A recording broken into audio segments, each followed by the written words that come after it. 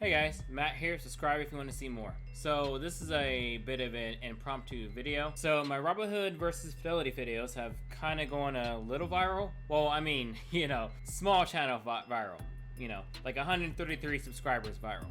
As a result, I've gotten a question or two in the comments asking me to clarify a few things. A lot of you out there really like Robinhood, and I'm about to say some nice things about it. For starters, I like Robinhood. Well, I like the idea of Robinhood. Robinhood is the reason that trading is commission-free. It's the reason why you're not paying $5 when you buy or sell a stock. It's the reason why you're not paying $24.95 when you buy or sell a stock. Fidelity has a lot more bells and whistles than Robinhood. And you guys all know, if you watched my previous videos, that I am pretty much in bed with Fidelity. But one thing I feel that Fidelity does not do best is its mobile app interface. Now, I think I understand where Fidelity is coming from, having to pack all those features such as bill pay, price alerts, the icon to research a stock, actual news, your bank account stuff into one app. I think the app is okay, especially after you get used to it. I just find it a little cumbersome to get around or to display all of the information that I like. I mean, I think it makes it difficult to screenshot your profits over time. I like the app, but if someone tells me that they don't like the app, I don't have a reason to argue with them. Now, the Robinhood app is very, very sleek. It's incredibly easy to use. In 20 seconds, you can put your pin in, get to the stock you want, and buy or sell it, assuming the app is working. The front page tells me all my performance information for the day, the week, and all that good stuff. It's a really popular app for YouTubers and Instagrammers to show off their profits. The Robinhood app is very attractive for new investors who don't want to have information overload, and for experienced investors who just want a simple app. They just want to get in, buy or sell stocks, and leave. Now, maybe it's because that Robinhood doesn't have as many features as Fidelity, but the end result is still the same. I just like using the app itself a lot more. I just like the app itself better. It's just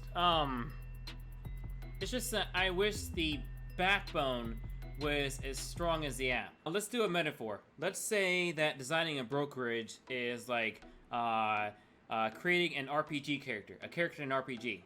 Robinhood would be like putting all of your stats into the app interface and minimal stats into everything else. I mean, the app has been known to crash on volatile trading days.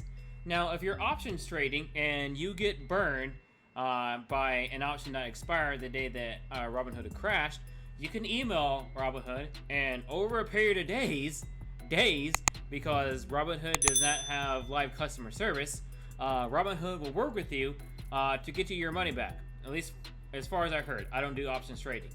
Now, if you happen to miss a trading day, let's say a great opportunity to buy or sell a stock comes, and you go to do it, and the app crashes, Robinhood ain't gonna help you with that.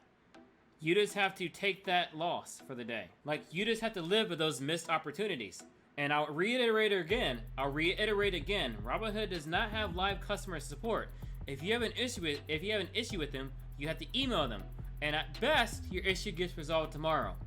At best. I mean, that makes it very difficult for me to trust the app on very volatile trading days. Do I know the app's gonna crash again? I don't know. Will it? I don't know. That doesn't inspire a lot of confidence in me.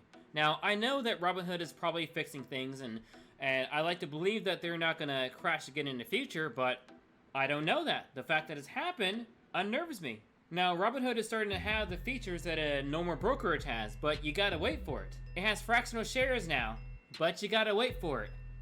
It has dividend reinvestment now, but you gotta wait for the fractional shares. It has a cash management system, but you gotta wait for it. You gotta wait for all of it. I mean, with Fidelity, you make your account and then you start. But here's the thing. I want to like Robinhood. Like, I want Robinhood to be better. Like, I want to eat all of my words. I still have a backup, I still have a Robinhood account as a backup brokerage.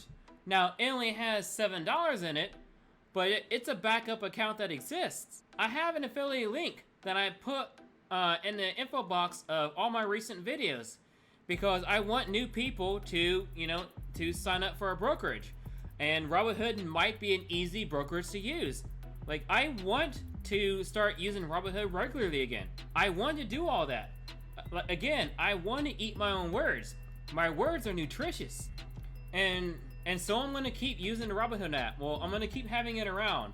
I'm going to keep checking the news. Like, I'm going to keep up on it. And maybe the day will come when Robinhood graduates, where fractional shares is now the norm, where Robinhood has enough stability where it won't crash again, where Robinhood maybe decides to hire a few people for live customer support. I'm waiting for those days, and I really would like to trust Robinhood again. So yes, give me a reason to love you. That's all I want. But anyways, I just wanted to vent a little bit. Anyway, you all have a good day and eat your vegetables. Oh, and watch this video up here.